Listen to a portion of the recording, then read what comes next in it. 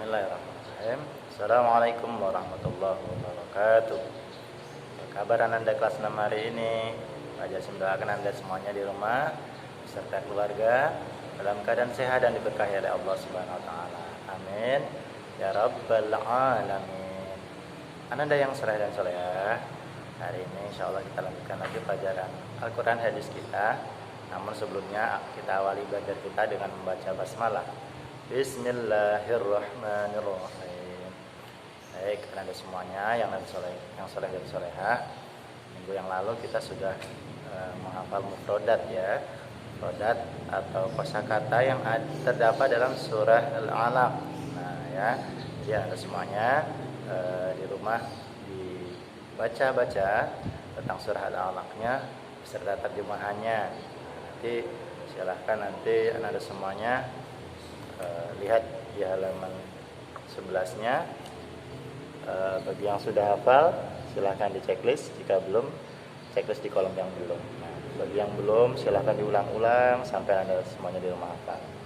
Baik Anda semuanya, hari ini Pak Jasim ingin menyampaikan mengenai memahami isi kandungan surah Al-Alaq di halaman 13. Nah, jadi Anda semuanya yang soleh dan solehah, surah Al-Alaq ini adalah surah yang ke-96, yaitu yang diturunkan setelah surah At-Tin dan diturunkan sebelum surah Al-Qadr.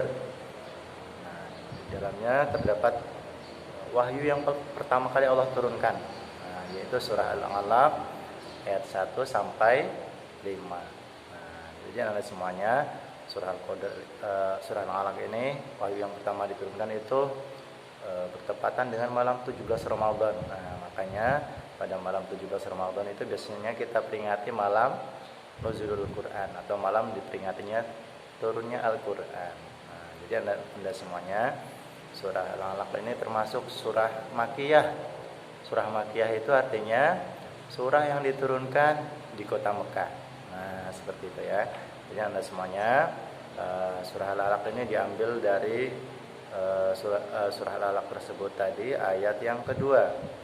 Jadi Al-Alaq itu artinya adalah segumpal darah.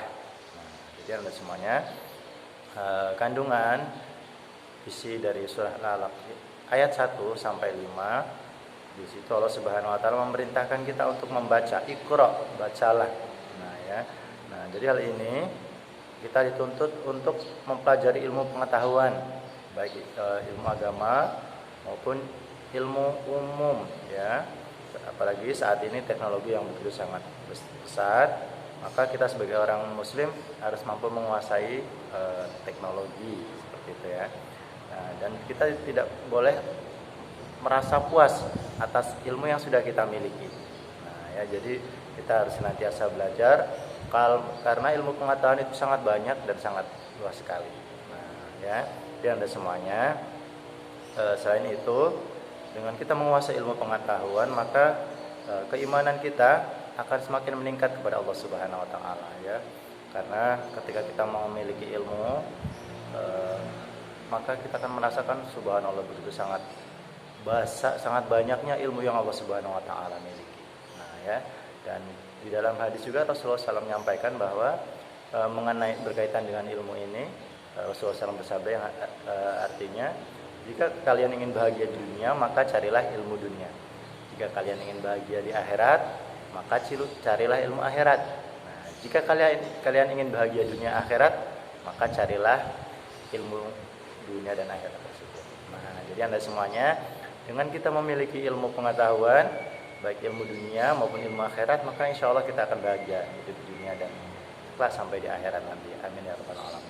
Nah, jadi Anda semuanya, kemudian di ayat selanjutnya, surah Al-Alaq ini berisi peringatan kepada pamannya Rasulullah SAW, yaitu Abu Jahal. Abu Jahal itu pernah melarang Rasulullah SAW untuk melaksanakan sholat. Nah, bahkan Abu Jahal mengancam akan menginjak leher Rasulullah dan membenamkan wajahnya Rasulullah. Masya Allah ya. Nah, jadi membenamkan wajah Rasulullah ke tanah jika Abu Jahal menjumpai Rasulullah SAW sedang sholat. Masya Allah ya, begitu sangat tidak baik ya Abu Jahal ini. Nah, Jadi di situ Allah memperingatkan kepada Abu Jahal. Nah, jadi ketika Rasulullah SAW sedang melaksanakan sholat dan Abu Jahal menjumpai beliau sedang sholat, Abu Jahal tadi berniat ingin menginjak lehernya Rasulullah dan membenamkan wajah Rasulullah ke tanah. Nah, tetapi apa yang terjadi Anda semuanya yang dirahmati Allah, ternyata Abu Jahal seperti melihat parit api. Nah, parit api yang menghalangi Abu Jahal yang akan menginjak Rasulullah. Parit api yang sangat menakutkan dan seperti punya sayap. Nah, jadi subhanallah ya. Itu tadi peringatan dari Allah Subhanahu wa taala kepada Abu Jahal tadi. Nah, jadi Anda semuanya manusia seringkali melupakan kenikmatan dari Allah Subhanahu wa taala. Ketika manusia sudah diberikan harta yang banyak, dia lupa ya, harta itu dari siapa. Nah, ya, sehingga dia mengingkari kenikmatan Allah Subhanahu wa taala. Nah, bahkan bisa jadi orang yang kaya tersebut menjadi takabur atau sombong dengan kekayaan yang telah Allah Subhanahu wa taala berikan. Nah, karena dan menganggap remeh orang lain, ya. Tidak ada yang mampu bisa menandingi kekayaannya. Nah, dan bagi orang-orang seperti ini, Allah Subhanahu wa taala pasti akan mengazab orang-orang seperti ini. Dan orang-orang yang menghalangi untuk berbuat baik atau beribadah kepada Allah Subhanahu wa taala, Allah akan berikan azab kepada mereka. Ya. Kelak di akhirat. Nah, jadi seperti halnya Abu Jahal yang selalu menghalang-halangi Rasulullah SAW untuk sholat, ya, untuk mengajak umatnya kepada kebaikan. Nah, di ayat terakhir berisi larangan untuk mengikuti perilaku orang yang tidak baik. Nah, jadi ketika ada kawan atau teman kita yang melakukan perbuatan tidak baik, maka kita tidak boleh ikut kawan kita yang melakukan perbuatan tidak baik tersebut. Nah ya. Dan kita diperintahkan oleh Allah Subhanahu wa taala untuk semakin mendekatkan diri kepada Allah Subhanahu wa taala dan beribadah kepada Allah Subhanahu wa taala. Ya, karena apa? Ada semuanya orang yang mulia di sisi Allah Subhanahu wa taala bukanlah orang yang banyak harta, bukanlah orang yang tampan, bukanlah orang yang cantik. Orang yang mulia di sisi Allah adalah orang yang bertakwa. Nah, sebagaimana Allah Subhanahu wa taala berfirman, A'udzubillahi minasyaitonirrajim. Inna akramakum indallahi atqakum. Orang yang paling mulia di sisi Allah adalah orang yang paling bertakwa. Nah, jadi Anda semuanya yang saleh dan salehah, bagaimana orang-orang yang bertakwa itu seperti apa Pak Jasim? Orang yang bertakwa itu orang yang senantiasa melaksanakan apa yang diperintahkan oleh Allah dan menjauhi segala apa yang dilarang oleh Allah Subhanahu wa taala. Jadi Anda semuanya, inilah hikmah atau kandungan dari surah Al-Qadar.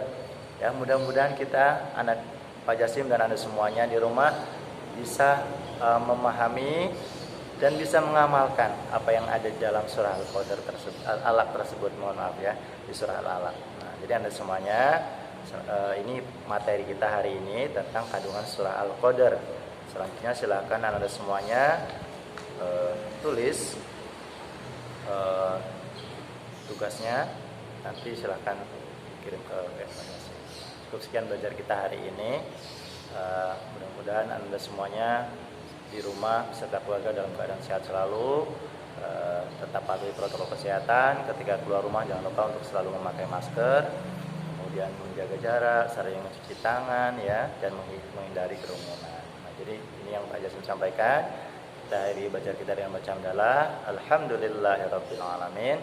Subhanakallahumma wa bihamdika asyhadu an la ilaha illa anta astaghfiruka wa atubu ilaik. Assalamualaikum warahmatullahi wabarakatuh.